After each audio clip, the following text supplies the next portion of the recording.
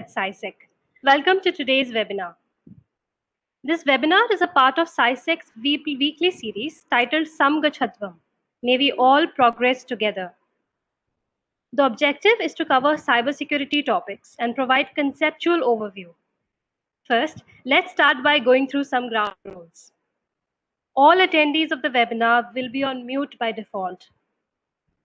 We will have a question and answer at the end of the presentation. In case of any questions, please share them on the chat window and the speakers will respond after the presentation. We will be recording this webinar and the recording will be uploaded on SciSec's YouTube channel. This is the 19th webinar and the topic today is Introduction to Cloud Access Security Broker. We have partnered with McAfee for this webinar. I'm sure you will find this series of webinar very useful, and I'm also hopeful that these webinars will kindle your interest in the field of security. As usual, we will have an assessment after this webinar, which will be kept open for 60 minutes. The questions will be from the topics which are already covered in the webinar, so please listen carefully. Those who get more than 7 marks out of 10 will be given a certificate of achievement. Those who are unable to take assessment will be given a certificate of participation. At the end of the assessment, you will also be asked to provide feedback. So please provide your genuine feedback and be assured that it will have no bearing on your assessment. Please ensure that you provide your details very clearly while taking the assessment, as a certificate will be generated based on these details only. We will be sharing the link of the assessment in the Q&A chat section. Please note, this assessment is only open to those who have participated in the webinar. Let me now take this opportunity to introduce the speakers for today's webinar. Introduction to Cloud Access Security Broker. First, we have Mr. Prasad Somasamudram. He is the Senior Director of Engineering with McAfee's Cloud Business Unit. Prasad has over 24 years of industry experience. He leads the cloud business outside India and is also a part of the executive leadership team in McAfee India. We welcome you, sir. Next, we have Sunil Chandrasekhar. Sunil is the Director of Engineering with McAfee's Cloud Business Unit. He has a diverse experience over 20 years in the industry. Welcome, Sunil. We also have Amit Agarwal, who is the Senior Product Manager with McAfee. He has over 20 years of experience in product line and engineering development. Joining him is Guru Shenoy, who is currently working with McAfee as Senior Cloud Architect. He's a Java programmer with over 14 years of experience. I, on behalf of SciSec, welcome everyone from the McAfee team. Now, I'll hand over to Prasad for the next part of the presentation. Over to you, Prasad.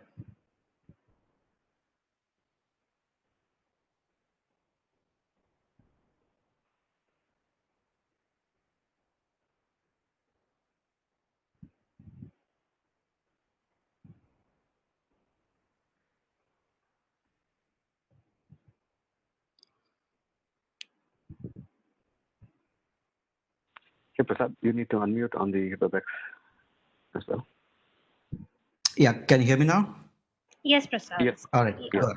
Thank you so much, Shikha. Thank you for giving us an opportunity to talk about the Cloud Access Security Broker, or CASB, as the analysts call it today, right? So thank you very much, and it's an honor to be here today.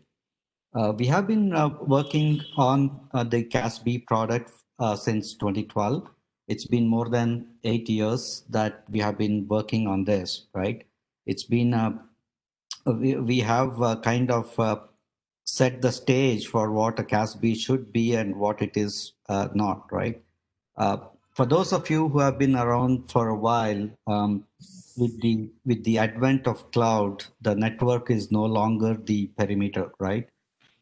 The typical controls that you used to have at the edge of the network is no longer valid, right? because today you are able to applications from wherever you are, right? Be it Salesforce.com, or be it Office 365, or be it the G Suite suite of products, or Box or Dropbox, and so on and so forth, right? There are hundreds of applications which are out there today, which enables us to use them from wherever we are, right? While cloud gives us an opportunity to be much more productive from wherever we are, and it makes our lives a lot easier. It also brings with itself a lot of threats along with it, right? So people will be bad actors will be able to hack into it. People will be able to do things that are not supposed to be done.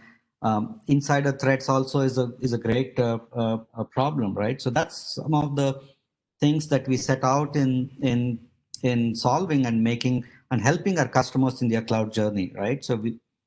So as we did work with the analysts a lot to probably define what a CASB product should look like, right?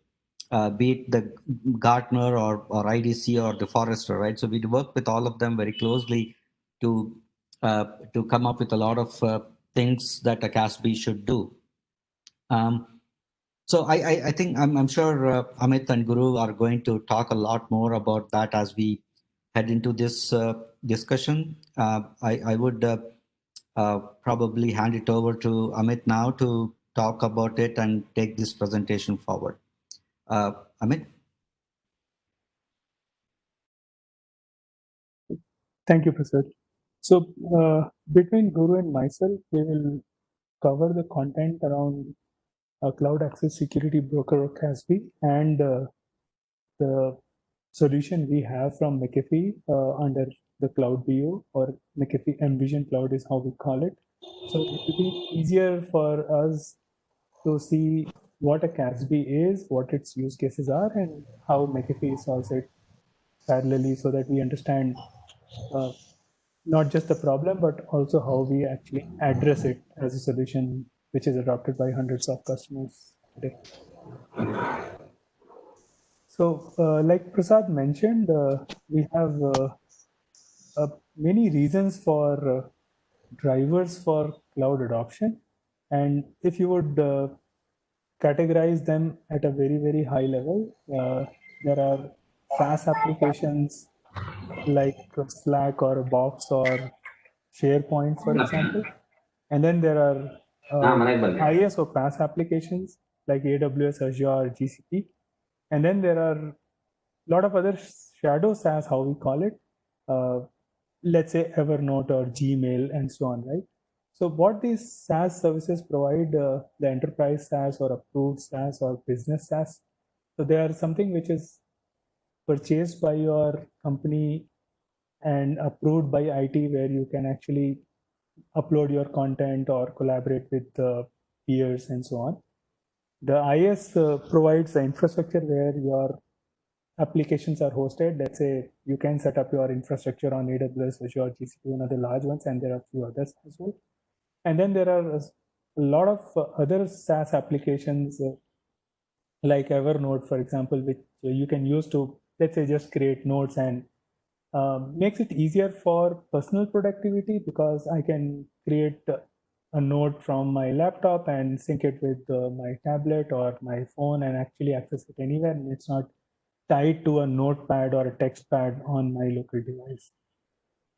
So why we actually adopt cloud? It significantly increases the speed of business. For example, in case of approved SaaS, if I'm using SharePoint and I have, let's say, content uploaded on Microsoft SharePoint or OneDrive, I can share that with Prasad, I can share that with Guru and a lot of other folks internal to the company, and they can collaborate, they can update the document simultaneously offline, and everybody can actually be looking at the latest content, for example.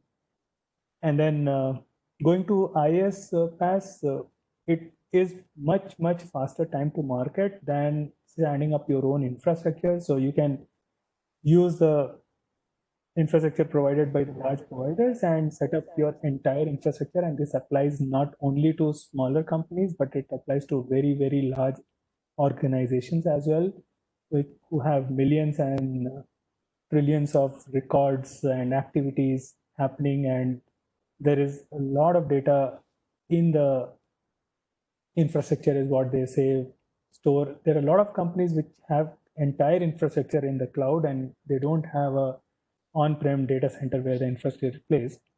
And then the Shadow SaaS, like I talked about, increases the employee satisfaction because it's very quick to use, quick to set up, and you can actually collaborate and use the content from multiple devices, and it gives you access from anywhere type of model. While we're using a lot of these SaaS or IaaS services in the cloud, what we see is that over a period of time, we end up saving a lot of content into the cloud, and a lot of content is actually sensitive, which we actually do not know that it should be or should not be placed into the cloud. And this is a visualization about few major applications and how much sensitive content we found in those applications when we are working with our customers. So the cloud first challenge, while it provides the flexibility, like Prasad mentioned, is that when I'm using a SaaS or an IaaS cloud service, a lot of data is actually leaving my network perimeter out into the cloud service, right? And then therefore all your existing network security infrastructure is actually bypassed. And if 95% of the network traffic, let's say, is what we've seen, leaves your network perimeter, then we have a serious problem if we don't take care of security when we are using these services for my productivity. And this also includes cloud-to-cloud traffic. So if I have content in OneDrive and I want to upload it to Box, then it just matter of few clicks, I can move all the gigabytes and terabytes of data between cloud services, for example, and they are not happening, the data transfer is not happening within my network perimeter. So the importance of security is also easily understood in the context of a shared responsibility model, where you see that depending on the type of service you use, the responsibility between lies between customers and service providers. So if you are using IaaS, then a lot of responsibility is on the customers, right from host infrastructure all the way up to data classification.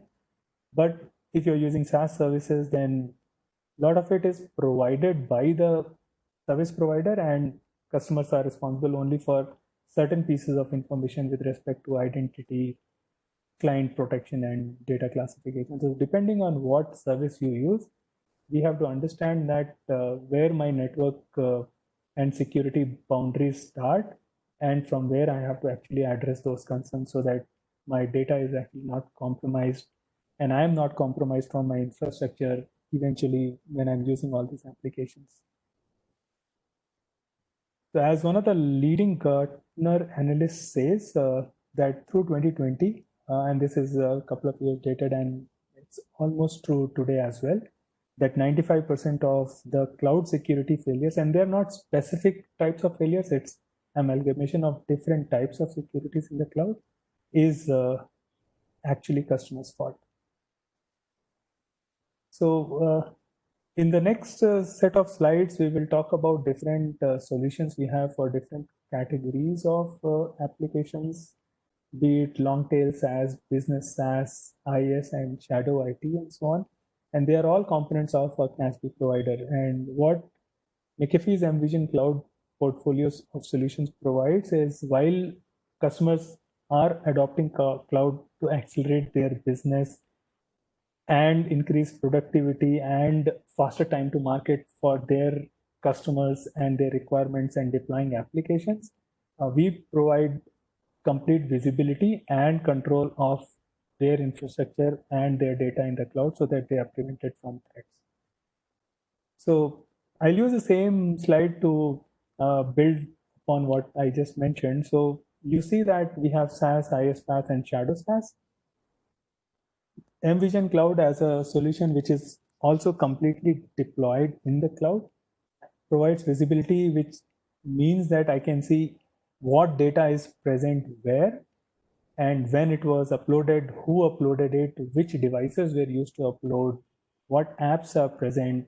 So we do the entire discovery and so on. And this is not just mVision Cloud. Any CASB vendor should provide this because this is a feature of a CASB set.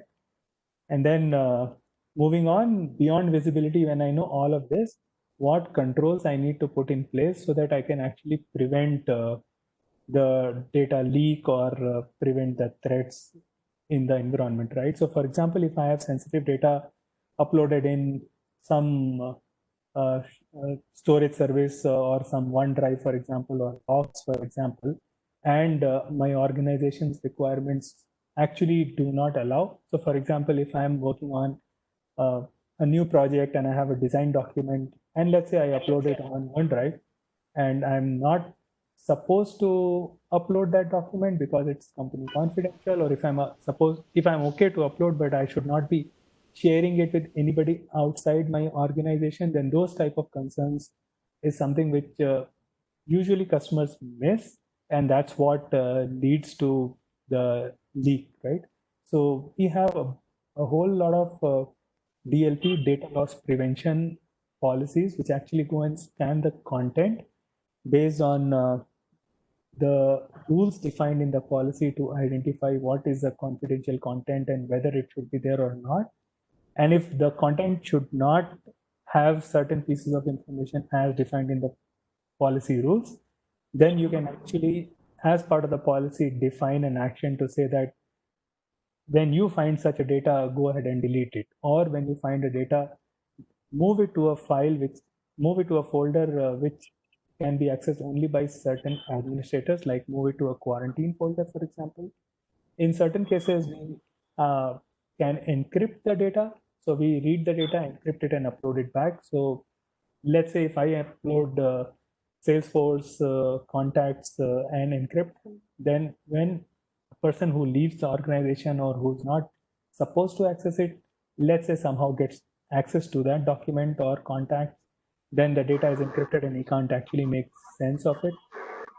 The access part again talks about who should be able to access the data, and if somebody outside my organization should not be accessing the data, then that's also prevented, and as part of the policy, the access can be revoked as part of the control mechanism.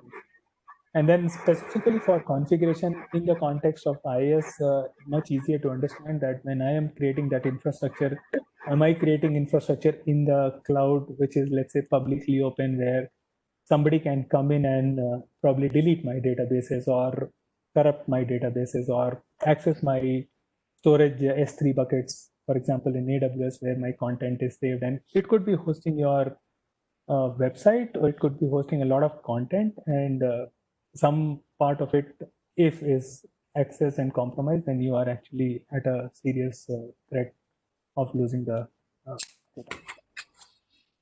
So how we do this visibility and control, it's if we define a common security service layer, if we define a common security services layer and broadly classify different functionalities into two categories, data protection and threat protection, where we talk about DLP, the data loss prevention, configuration audit to identify misconfigurations, data classification to say this data is confidential, this data is proprietary, this data is for this project, and so on, and access control of who should access the data, whether having the data as encrypted in the first place. If not, can I go ahead and encrypt it as part of my CASB solution? Then the UEBA with respect to the AI/ML engine on detecting threats, malware checks, and activity monitoring to identify who did what at what time, and so that I can actually go and do an end user coaching and identify the root cause of a problem. So at a broad level, again, if I would classify under data protection and threat protection and use these high-level functionalities into reporting with respect to what reports I can generate from the product. Can I look at it from a compliance and risk management per se? So what we do in the Envision Cloud, if I would again go back to the same terminologies of IaaS, SaaS, and PaaS, the bottom layer is what is provided for long tail SaaS, enterprise SaaS, lift and shift apps, where I can have an application uh, in my data center, which I'm actually moving to the cloud as part of my, let's say, cloud migration strategy, or shadow apps, right? So for most of these broad level of categorization of IaaS, PaaS, and SaaS, these functionalities is provided as a common layer, as a platform from the Envision Cloud cloud security portfolio of the product. So just examples on what we mean by enterprise SaaS and long tail SaaS again quickly. So applications like Office 365 or OneDrive or Microsoft Teams or Box, they are your enterprise SaaS or business SaaS or approved SaaS services. And the long tail SaaS would be like Evernote or, for example, GitHub or Dropbox or, for example, Ignite and so on. So I will move on to a specific section around collaboration SaaS and how we actually address it. But before we even get to what we do there and why we need to do that is more important. So in a case of collaboration SaaS apps, we say that 22% of cloud users share files. So if I am uploading content into, let's say, a SaaS app, almost 1/4 of my users are actually sharing that content with somebody or the other. And almost 50% of that sensitive data is shared over time, which is very important to understand that I'm actually not just sharing content, but I'm actually sharing sensitive content almost 50% of the time. And the third important point to note is that almost 1/5 or 20% of the files in the cloud are accessed within few minutes of being shared.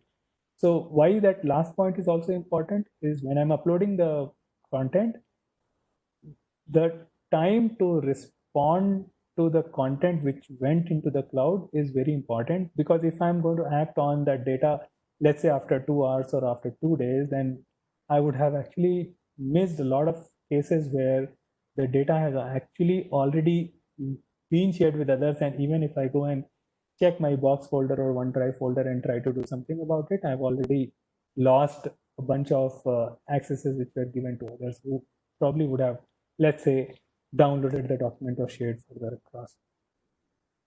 So what would be needed from a CASB vendor is to prevent sensitive data from being shared externally and even stored. So if I don't have the sensitive data, and I have the data, but I don't have that part of that data which should not be present as in the sensitive data, then I'm much more comfortable in using cloud, because I know that I'm not going to be the cause of a breach. And the detection of threat protection and malware with respect to insider threats, like Prasad mentioned, is something which our ML and AI engine detects based on different activities happening in the cloud for a period of time. So we keep monitoring those activities, and we detect whether there is an insider threat where somebody is actually trying to breach the system.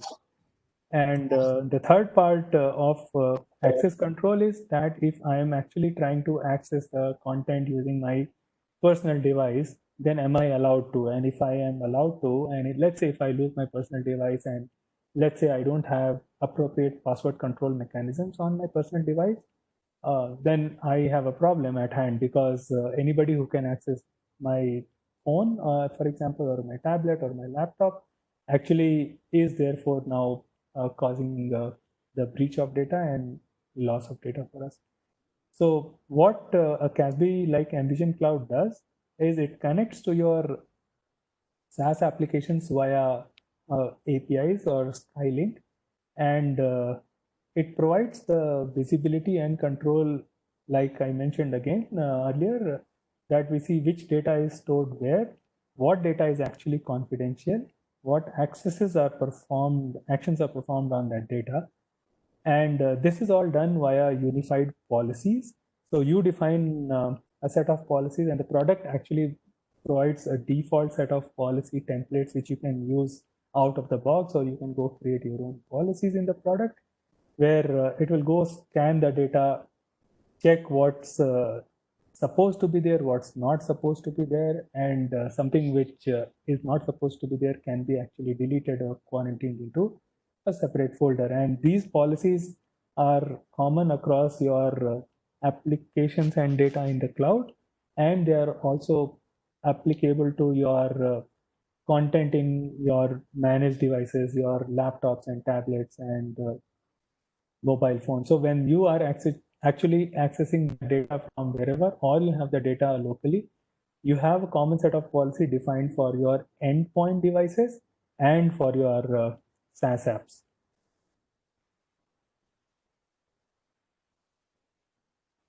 Sorry.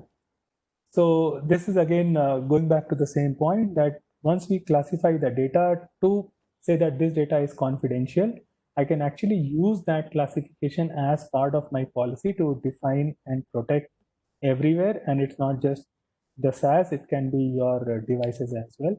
And it's the same engine what Envision Cloud, McAfee Envision Cloud provides, which actually runs everywhere to identify and report. So you run the same policy of confidential content on your, let's say, your laptop, and the same policy runs in the cloud, let's say, as a SharePoint service.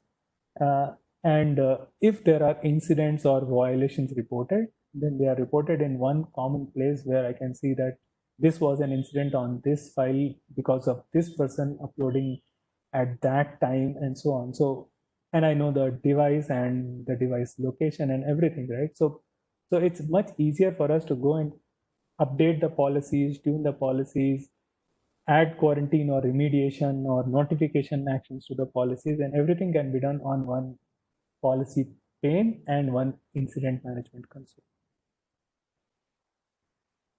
So we also provide functionality of something called Lightning Link, which is actually API based access but inline. So in case of general API accesses, you can actually connect to your SaaS apps, and within let's say a minute or two, you can act on that data. But then you would argue that if I have that data in the cloud available for a minute or two, am I not having the window of those 2 minutes where the data is actually present, where it could be accessed, right? Because we said 21% of the times the data is accessed within 5 minutes. So there is an option of Lightning Link where I don't have to be going through a proxy to prevent the direct access. The API based inline integration is also available, where I can actually connect to your box via an API. So end user doesn't get really worried, and he doesn't actually notice the difference. While Envision Cloud can connect to the same account via APIs and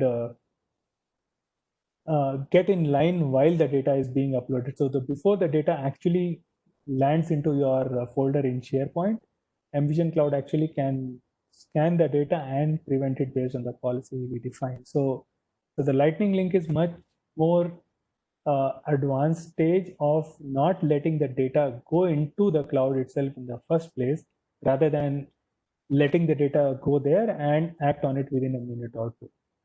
So this takes the approach of security one step further.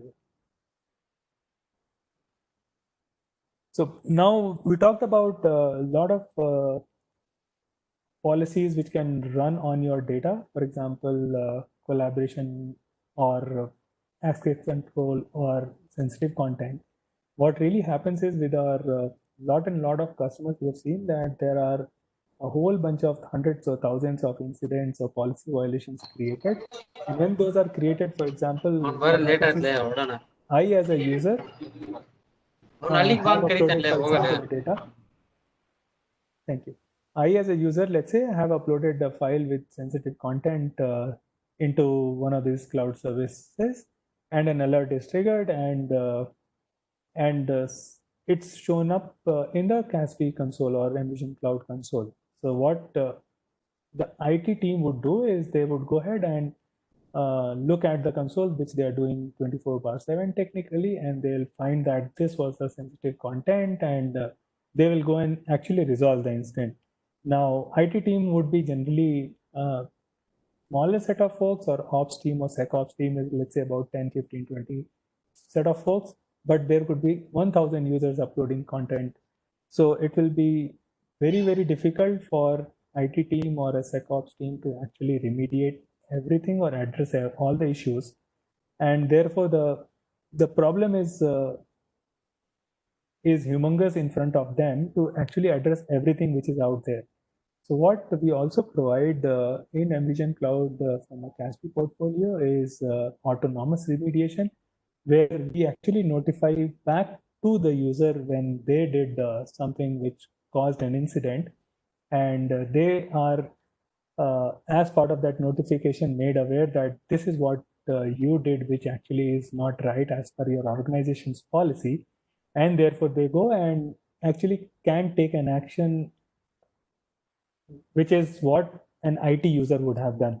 And once they take an action, what really happens is, from the platform side, we go and recheck immediately after that action has been taken and auto resolve the incident. So the number of incidents therefore are not waiting for IT user to come in and resolve, but they are getting resolved automatically because they are actually being resolved by the end users, and that's why we call it as end user remediation. So I'll talk about one more mode, and then I'll pass on to Guru to take it forward for next set of use cases. So as a CASB vendor, it is also important that they provide a mode for proxy, where the data, before it reaches cloud, goes through a proxy. So for example, in case of Envision Cloud, we have a cloud hosted proxy, and when the data is trying to get to the cloud, before it reaches the cloud, it goes through the McAfee proxy, or Envision Cloud proxy, and certain actions can be taken before it's uploaded. So for example, if I'm uploading a file into SharePoint, or if I'm uploading a contact in Salesforce, when it goes through the Skyhigh proxy, the response action as part of the scan of the policy can say encrypt the data before it goes to Salesforce. When it actually goes as encrypted to Salesforce, anybody who shouldn't have access will, let's say, if he gets somehow access to the data is encrypted and garbled for him, and he can't actually make any sense of it, because the data has to go back through the same Skyhigh proxy to be decrypted, and that will happen only when you're accessing from trusted devices and approved devices. So the check is from what location you are accessing, what OS you are using, is the device managed, and so on, so that we can actually provide the appropriate control on whether it's read-only, whether you can access it, and whether we need to apply the DRM, for example, or digital rights management, for example, on download, right? So even for, then you can very simply say that if it's a personal device, I don't want that device to be able to access the data, and company has to then whitelist or approve your devices before you can actually access the content. So in summary, the differentiators for collaboration SaaS would be frictionless deployment and data protection, so that I generally would not come in the way of movement of data from end user to the cloud, which is what API mode provides. The proxy mode is actually having a smaller set of steps to be configured, so that you can get through those advanced use cases with respect to, let's say, DRM and so on. Then the policies which we define to scan the data should be consistent, so that I don't have to define different policies for different devices, or the same data present in different places. I want a unified policy which works across my endpoints and my cloud. And when I say cloud, it's not just one cloud service, but it could be this cloud service from Microsoft, or a cloud service from let's say Box or a cloud service from Dropbox or a cloud service from Google, or even the content saved as part of my infrastructure as a service like an Amazon S3 bucket. I want the same policy to run everywhere and do the same action everywhere, so that I can be using hundreds of applications and I don't have to be differentiating between what policy I should write for OneDrive versus what policy I should write for Box. And all these policies, end of the day, when they generate instance and so on, end of the day, the user should not get impacted, and everything is user centric from the use, and productivity shouldn't be hampered. So that's at a very, very high level collaboration SaaS differentiators. Guru, you want to talk about business SaaS? Yeah, thank you, Amit. So yeah, I'll talk a little bit about the next couple of use cases. And so we're talking about business SaaS applications like Salesforce and ServiceNow, which have a few different use cases as compared to the collaboration apps that Amit was talking about. Amit, next slide, please. Yeah, so if you can go over some of the use cases here, it all falls into the same CASB, the 4 pillars of CASB, but slightly different to what we've discussed. So number one being compliance management, where you would want to, first check what kind of confidential data is present within your structured applications in these cases. Also, you would like to know if, the data that is present in these services is being, exfiltrated. And if so, can encryption be enabled? Yeah, can be encrypted. And even if you're applying encryption, can you use customer managed keys? That is the enterprise keys that you already own, right? And of course, threat protection, like Prasad and Amit had already mentioned, where we need to be able to identify if there are threats both in internal as well as external. So these are the key use cases for the business apps. And again, the mVision Cloud provides different ways to achieve these use cases. The Skylink, again, is the API mode that Amit had already discussed, where we would be able to connect to the SaaS applications via APIs and gain visibility, right? To be able to identify confidential data that is present in your SaaS apps, like Salesforce, for example, and then provide reports and do behavioral analysis on the data that has been retrieved via these APIs. So once you know that you have sensitive content present there, you may want to encrypt that data.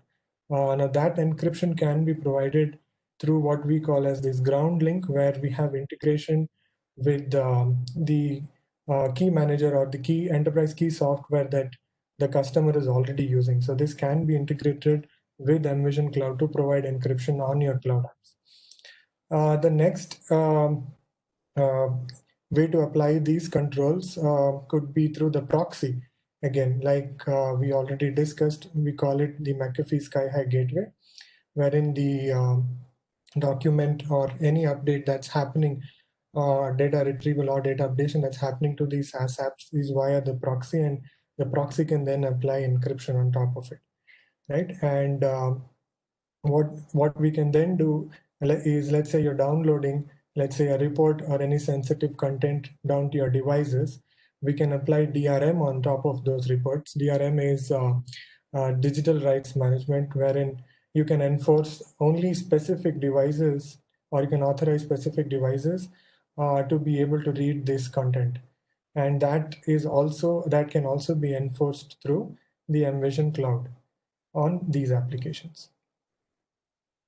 Amit?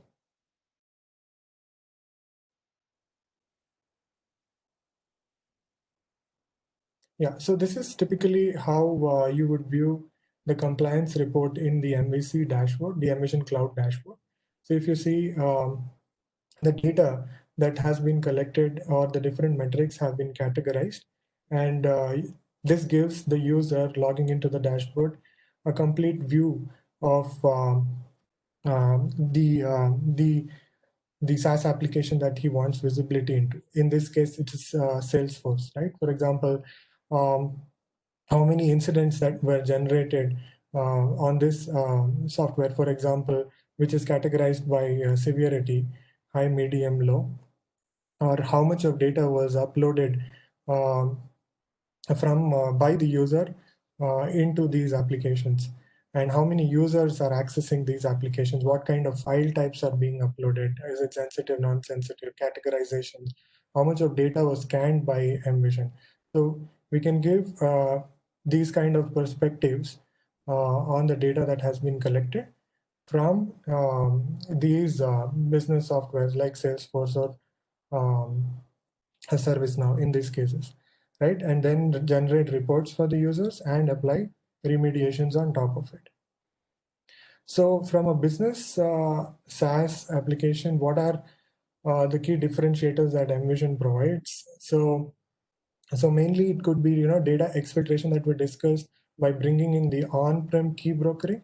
That is basically using your enterprise managed keys to do the encryption, as well as provide like a comprehensive report of all the data that is there on these applications.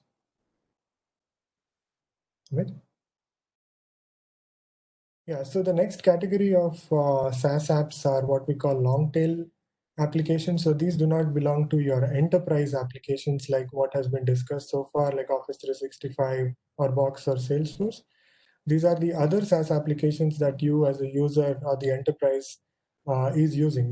Yeah. For example, GitHub or Evernote, like Amit had earlier mentioned. So if you want the visibility into these applications as well, so there is a way to connect to any SaaS application. So mVision Cloud provides this feature called CASB Connect, using which we should be able to connect to any SaaS application outside of these enterprise SaaS applications. So how it is done is, so there is an in-house proprietary universal API connector, what is called CASB Connect, and using this connector, we should be able to define an API connection between any SaaS application to mVision Cloud.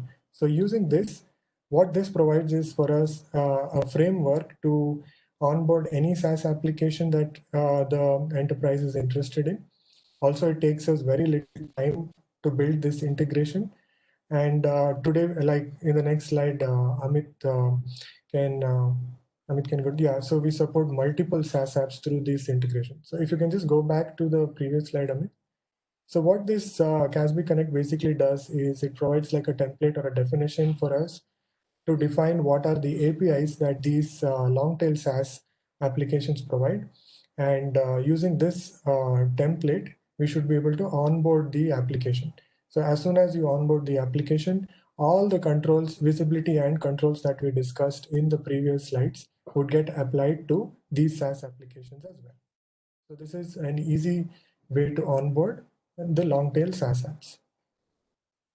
Amit?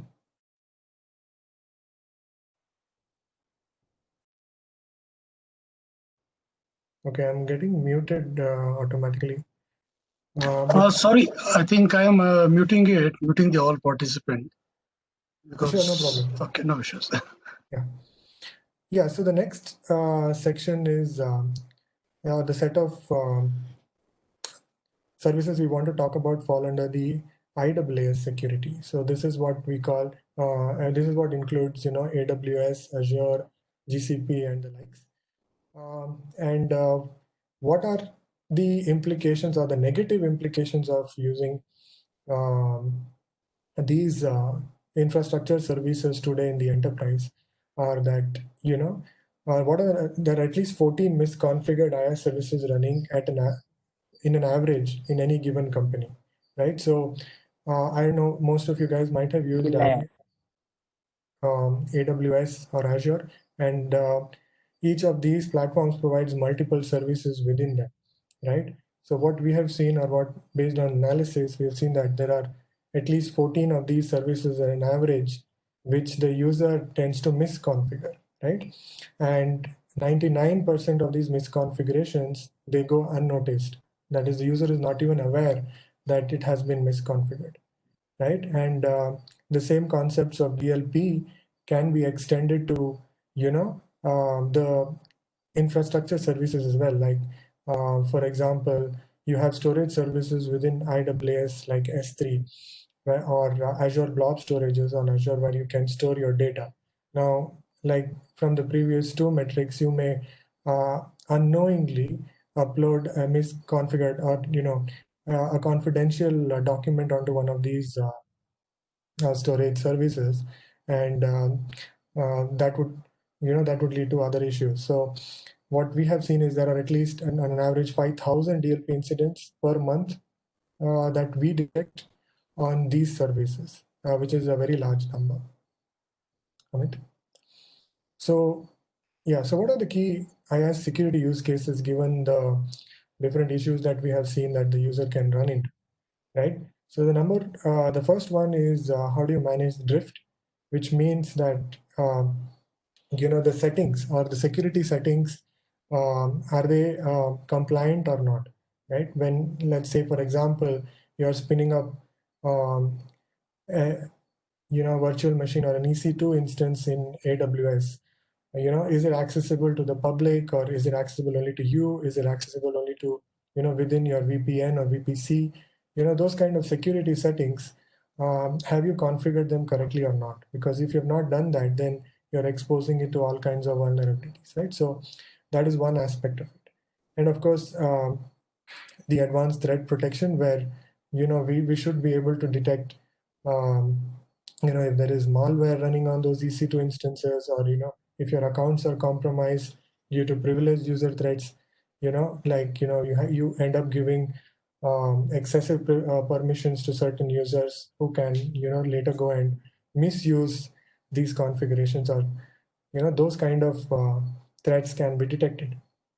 And of course, visibility into confidential data is what I discussed some time back, wherein you have uploaded high value data or a confidential document into one of these services, and you want to know how many of such documents are there and what can you do to avoid that getting exposed to everybody, right? So these are the key security use cases.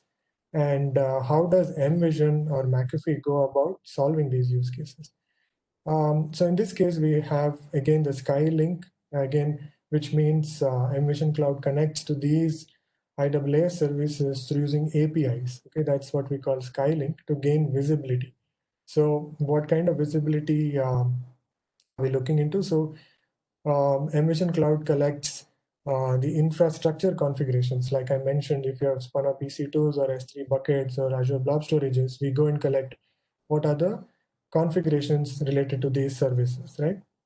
And for the DLP use case, we can go and collect the content of the data that has been stored in these services, end user access controls, and the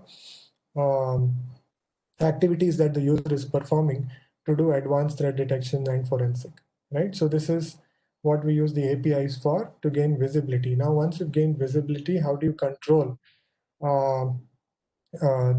your infrastructure? How do you apply these controls to your infrastructure, right? So how do you manage configuration change? So we have several policies again defined in mVision, which we so with reference to benchmarking standards like CIS or PCI standards, also some of our in-house recommended practices or service recommended practices like AWS recommended best practices, and we apply these policies on top of the data that we collect. And then we can report misconfigurations to the user and also provide automatic remediations to it. For example, if I can take the same example of, you have spun up an S3 bucket, but you have exposed it to the public, we should be able to detect that and apply control on top of it so that your S3 bucket is not public anymore, but it is only visible to you. So that is the kind of control that we should be able to apply. And also, like I said, once we are able to collect all the user activities that happen, we should be able to detect anomalies and threats that are applicable to these services and then provide remediation options to avoid these threats from happening. And again, yeah, okay. So the next feature that is applicable to IaaS, where we can, so how is the shift, what we call the security shift left, right? So what happens today in the IaaS world is that there are three ways we can detect this. So once you have used an IaaS service for bringing up your infrastructure, Envision Cloud can then go and detect the misconfigurations that have already happened. And in this case, you've already set up that infrastructure, right? So this is what is called the security audit runs after you have deployed or run your infrastructure itself, right? That is the basic mode of infrastructure security that we have today. So where we are going with this is that this is more like, it's more reactive. That is, since your infrastructure is already in place, then Envision comes and tries to detect or find misconfigurations for you. Now, what Envision is trying to do now is try to go one step back and stop you from doing that even before your infrastructure is spun up. So if you guys might already be aware, in the infrastructure world, most of these things are already scripted or templatized. For instance, in AWS, you have a service called CloudFormation, where you can define what your infrastructure would look like using templates. And these are industry best practices. Most large enterprises use templates to bring their infrastructure up. Now, what we could do is analyze the templates itself. Amit, if you can go one step back now. And what happens now is we analyze the templates itself to find misconfiguration. So what happens then is we stop you at a point where the infrastructure is not deployed, but we can still detect misconfigurations. Now this happens before we deploy. What we can then do is go one more step back and integrate it with the build tools, wherein when you're submitting, let's say when you're checking in or submitting this template, we catch the misconfigurations within the template there itself. So this is what we call the shift left into the infrastructure security, wherein we are able to detect misconfigurations even before the code is deployed. That is just when the code is getting scripted itself. Amit? Yeah. So what are the key differentiators that Envision provides in terms of IaaS security? So we support multi-platform, right? All the same Envision platform, it supports SaaS apps, also supports multiple IaaS apps like AWS, Azure, and GCP. Also, preemptive and continuous risk analysis, like I said, preemptive in the case where you're able to detect misconfigurations even before it's deployed, or continuous risk analysis where we have a way to detect misconfigurations based on reading the configuration changes happening by trail, for example, and this whole thing being very developer centric, like since most of the key users in the IaaS world come from the DevOps background. Amit, that's all I had from the IaaS side. So you can conclude by finishing the Shadow IT use case. Yeah, thank you, Guru. So I'll talk about the last few slides with respect to the Shadow IT feature of CASB, and then I'll conclude with a couple of summary slides. So hang on just for a few more minutes, please. So what does Shadow IT mean is that I'm using any cloud service and let's say it's not SaaS, IaaS, PaaS, right? So for example, you could be sharing a file with me using, I shouldn't say, but let's say a torrent file, right? It's a cloud space. Or you are using some other cloud service to upload your content, and it's not really categorized as a SaaS or a PaaS or an IaaS. So usually when we ask the question to our customers on whether they know how many cloud apps are actually being used, they say it's around 30. But when we do the discovery, we see the number is close to 2000. And that's a very revealing number. And when you are using about 2000 cloud services, they are all sorts of cloud services with respect to, let's say, Facebook also being a cloud service, and LinkedIn also being a cloud service, and there are so many others, right? And these are very, very noticeable ones.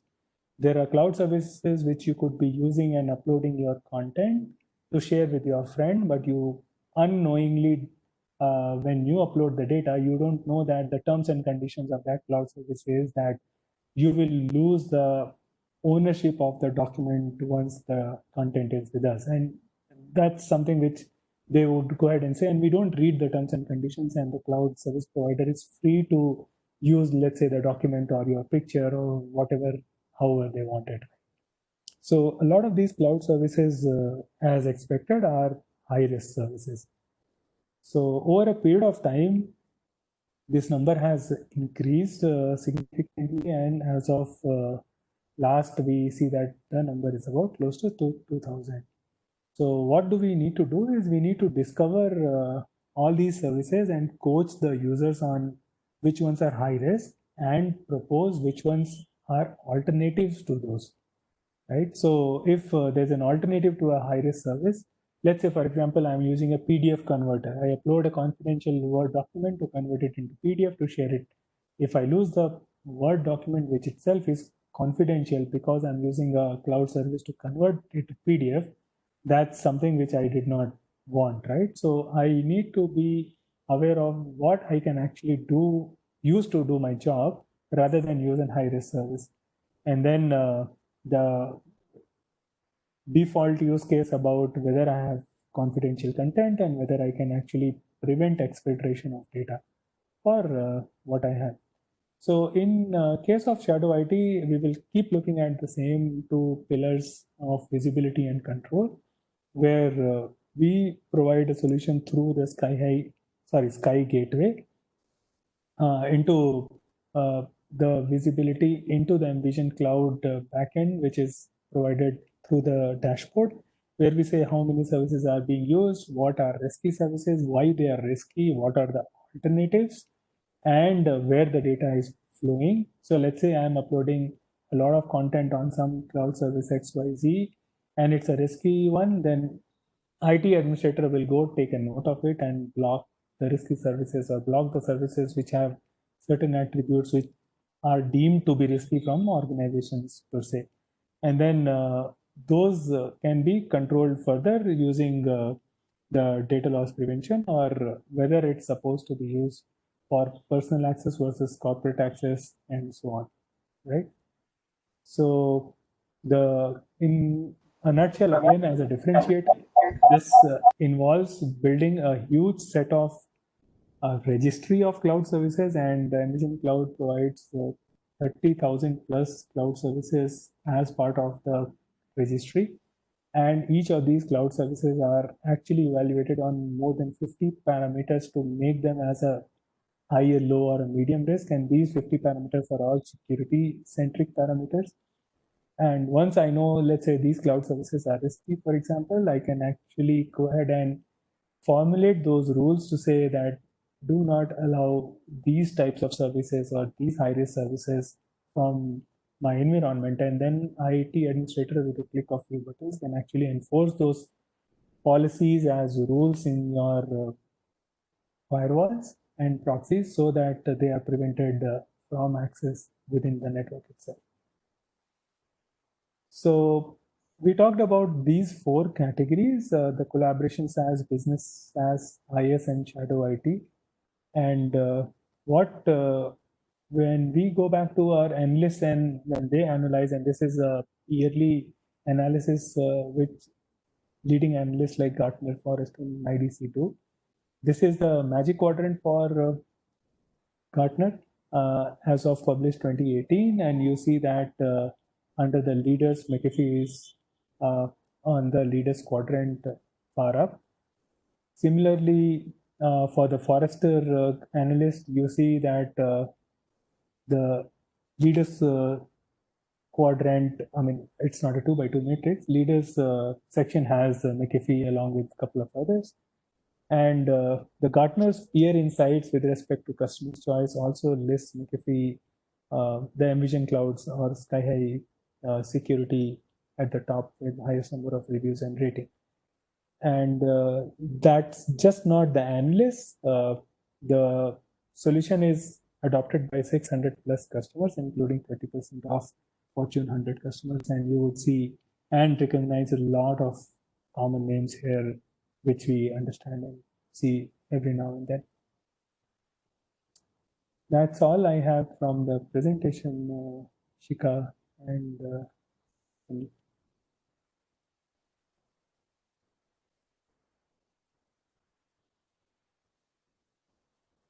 so how do we take the questions, Shika? Is it on chat or is it on audio, or how do you want it?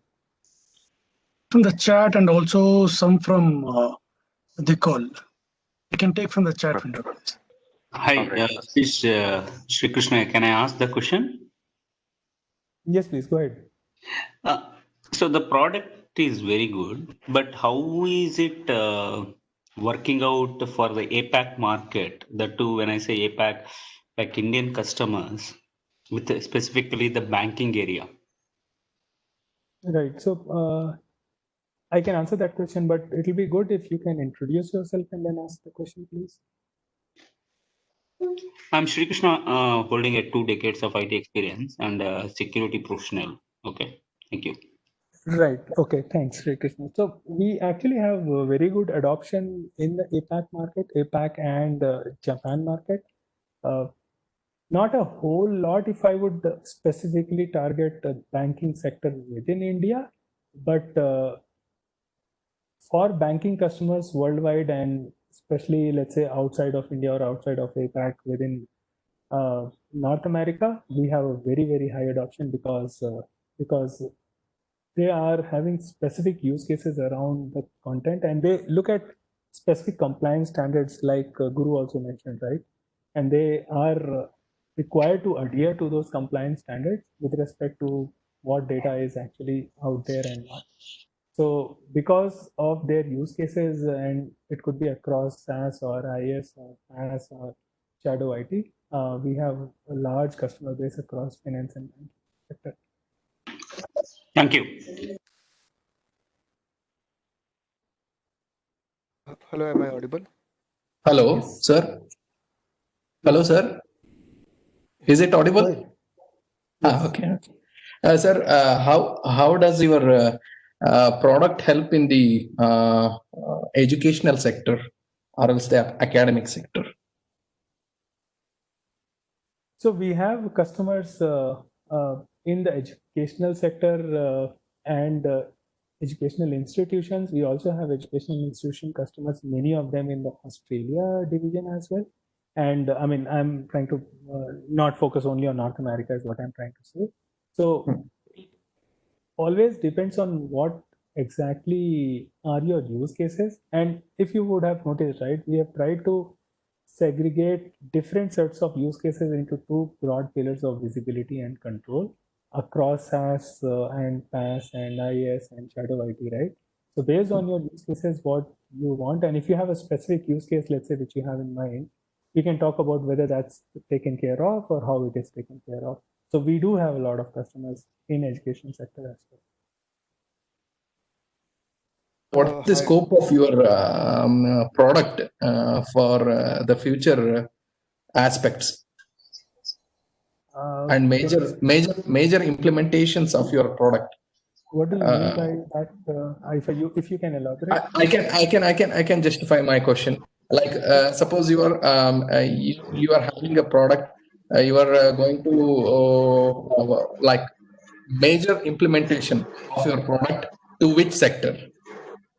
No, I wouldn't classify it that way. I do have a slide that talks about different customers in different verticals. I mean, I don't have it today, but if I would just go back just for the sake of it, right? then this is not all 600 logos which we have. It is just a bunch of logos. We have a different set of slides which actually categorizes these customers into different verticals of healthcare and finance and banking and IT and manufacturing and education. It's actually across the base. I mean, 600 customers is not one or two specific segments, but it's across different segments.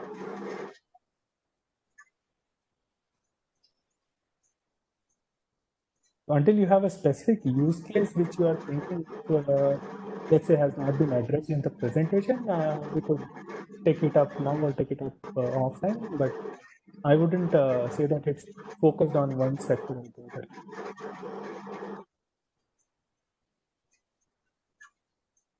Yeah. Hi Amit, this is Vipul here. I have a question like, so this tool, Casby, does it suit better for multi-cloud environment, like in which we have AWS, Azure, GCP, or like it will go good with a single cloud platform provider as well, like if we have only Azure? So it is actually good with one service as well as multiple services. What we have seen with most of our customers is that they are not restricted to only one cloud service. I mean, even if your IaaS is on one provider like Azure, it is a very, very small set of customers from our customer base where we see that only one provider is what they use. Most of our customers use more than one providers. And even if, let's say, for whatever reason, you're using only Azure for IaaS, right? You would be using a bunch of SaaS services. Would you go and buy Azure's native security and take Box's native security for that and take Google's native security for Google Apps? There'll be too many vendors in your environment with their own specificities, multiple consoles, different data formats. It's going to just magnify the problem of managing so many tools with their specific interfaces and so on, right? So multi-cloud is what, as a platform, we provide, which works best for most of our customers. And that's not just for IaaS or SaaS or Shadow IT, it's across the board. So how does it onboard it? I mean, do we need to onboard our on the mVision? I mean, the public cloud platform should be onboard. How does it control? I mean, how does it connect? So our solution is on the cloud. Our solution is on the cloud, and we connect to all these other cloud services via APIs. So there is no onboarding process. I mean, our solution is on the cloud. You get an account, and then you actually set up connection, let's say, to AWS. The slide set was saying about Skylink, right? So Skylink is actually an API connection from mVision Cloud into your AWS or mVision Cloud into your Box or to, let's say, Office 365. So it's via API. So the setup is fairly easy once you provide the credentials. We actually have setup, and then based on what policies you define, you can use out-of-the-box policy. The setup is just a few minutes, actually. There is nothing to install, nothing to deploy. It's all in the cloud. So the Skylink connects to a respective application. Like if it is in connects AWS, to your account. Connects to your account. Connects to the whole account and then monitors the account. Right. And for that to handle the inbound, outbound, we can create the policies to filter out. Is it? Correct. Okay. Thanks, Amit.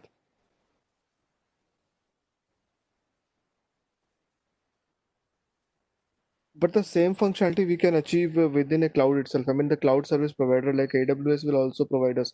So how it is better than one thing I can relate that if it is a multi-cloud environment, we should have a good applicability here. But the individual cloud provider as well provide this functionality to control the traffic and the creation of policies and those. So how does it differ?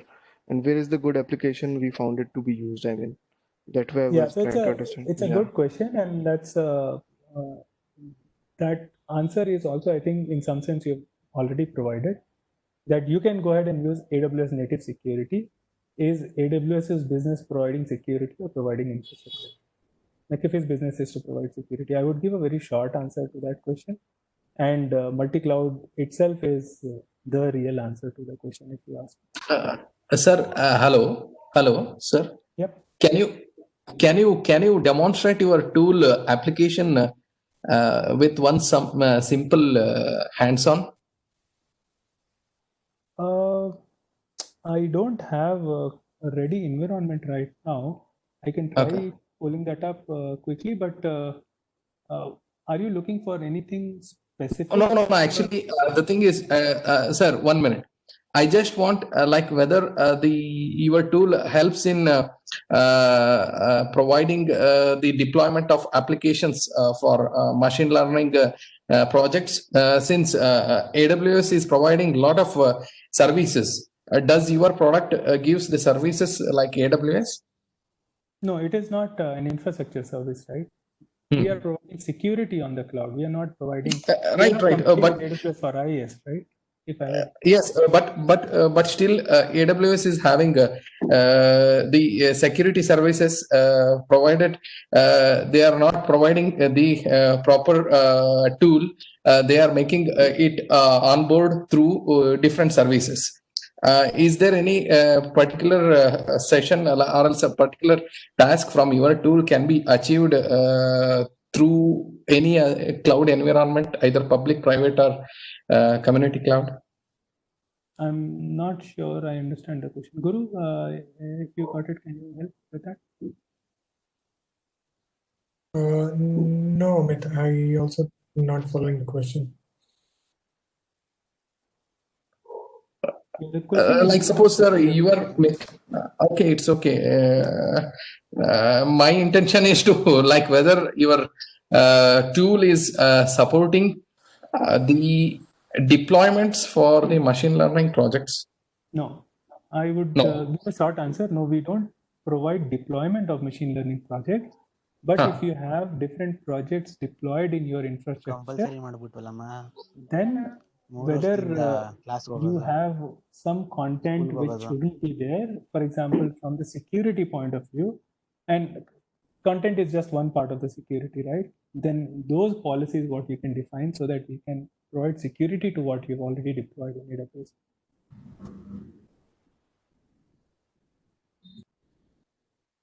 Amit, this is Vipul here again. I mean, if you want to learn, or is there any certification in that, or is there any portal where we can go and learn on this tool, mVision Cloud of yours, which provides cloud security for other public cloud providers? There is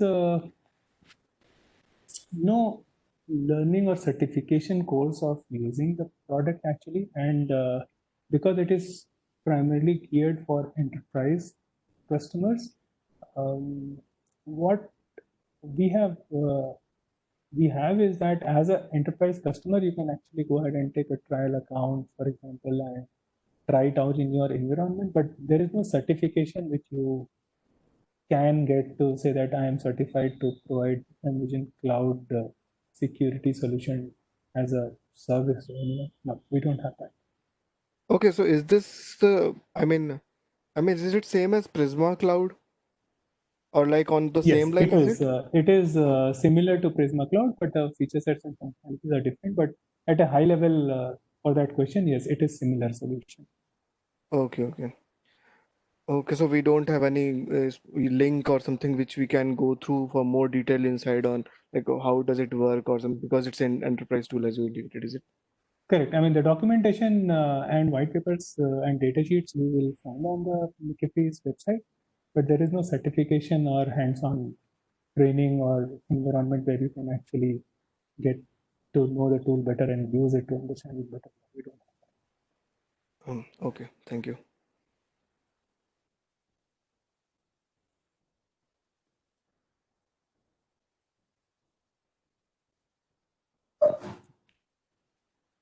Okay, do you have any more questions?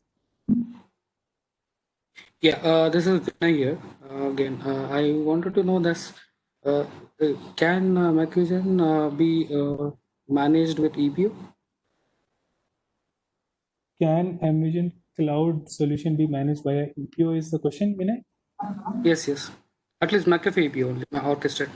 Yes, yes and no. So McAfee EPO has been there in the market for quite some time, and the cloud security portfolio, what you see today as part of mVision Cloud, is coming through an acquisition McAfee a couple of years back by a company by name SkyHigh. So we were all part of SkyHigh, like Prasad, myself, and we came into as part of that acquisition. So there is a whole bunch of integrations happening between Ambition Cloud or SkyHigh, if I would use that word, and the EPO. Now, the EPO provides a lot of functionalities at a very, very high level around, let's say, endpoint protection, and Ambition Cloud is more towards cloud protection. The use cases are the personas of which customers use what is very different. Having said that, there are integrations happening, but not everything will go into EPO, or not everything from EPO will be replaced by Ambition Cloud. Some things based on which persona is accessing, we are moving towards one console for those customers. Thank you.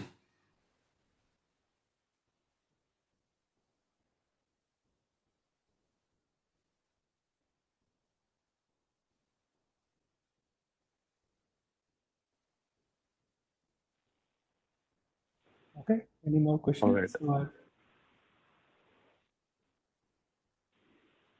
Yeah, Go ahead, I think we're good. No, I think we're good, Amit. Thank you so much. Shika, you want to wrap it up? Or Prasad, you have anything to say? Add it up? It was a very informative session. Shrika is not there. This is Abbas from SciSec. Okay. It was a very informative session today. Thanks a lot to McAfee team for conducting this session. There was a good number of questions from the participants.